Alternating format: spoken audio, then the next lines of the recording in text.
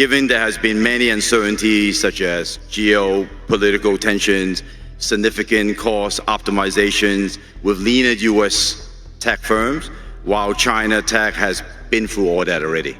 Thank you. Charlie, you want to? Well, there's been some tension in the economic relationship of the United States and China. I think that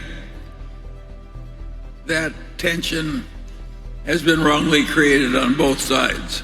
I think we're equally guilty of being stupid. There's one thing we should do, it's get along with China. And we should have a lot of free trade with China in our mutual interest. And I just can't imagine.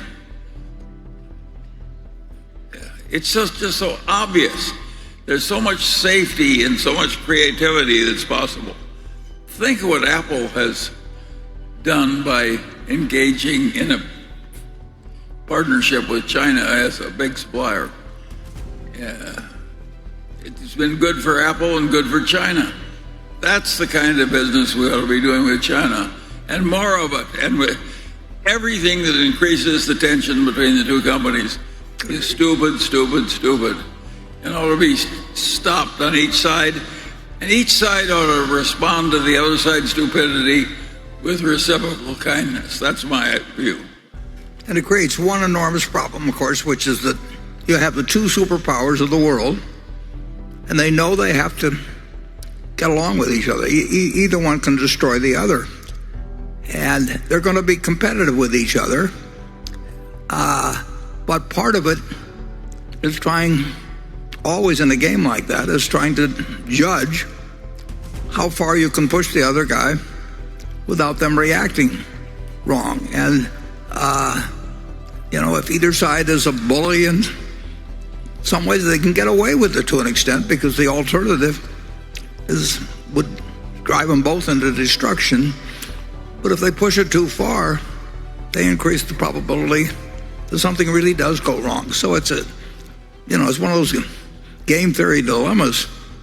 But you really need the leader of both countries, and you need the populace to understand at least the general situation in which these countries are going to operate over the next century, and know that some leader that promises too much can get you in a hell of a lot of trouble. And that you've got one kind of a system that gets its leader one way, and you got another system that gets its leader another way.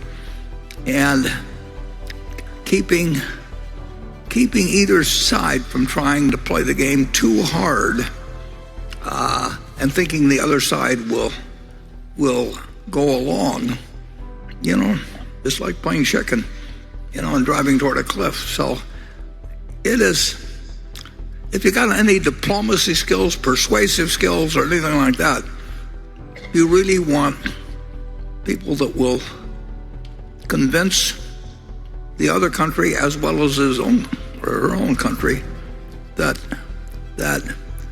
this is what we're engaged in. We've got to do it right. We won't give away the store, but we won't try and take the whole store either. And we're just at the beginning of this, unfortunately. We've learned what the situation was. It used to be the Soviet, and mutually assured destruction was our policy then, and that kept a lot of things from happening, but it also came with a very, very, very close call with Cuba.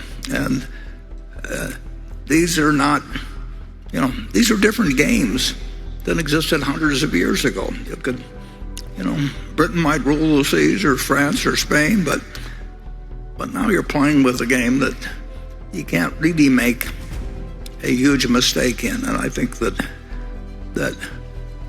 should be, the better that's understood in both countries, the more the leaders feel that their citizenry does understand that, the better off we'll be. And that a lot of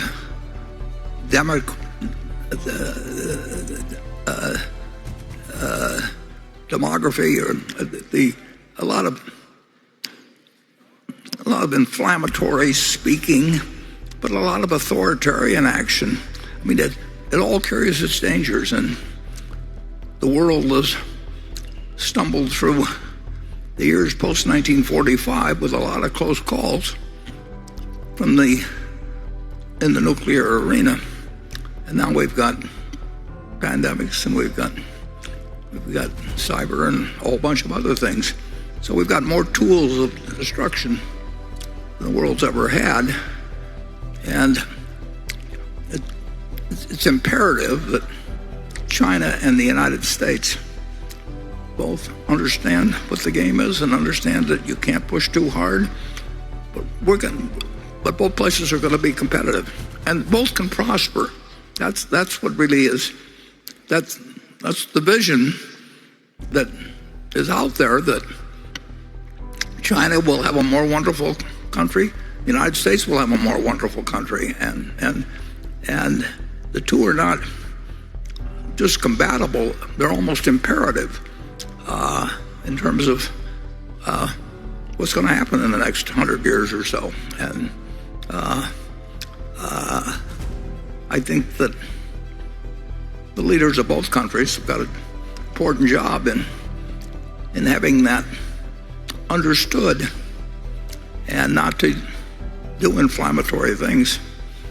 And we'll see whether the luck that has taken us from 1945 to present holds out, and I think we can affect, to some extent, that luck.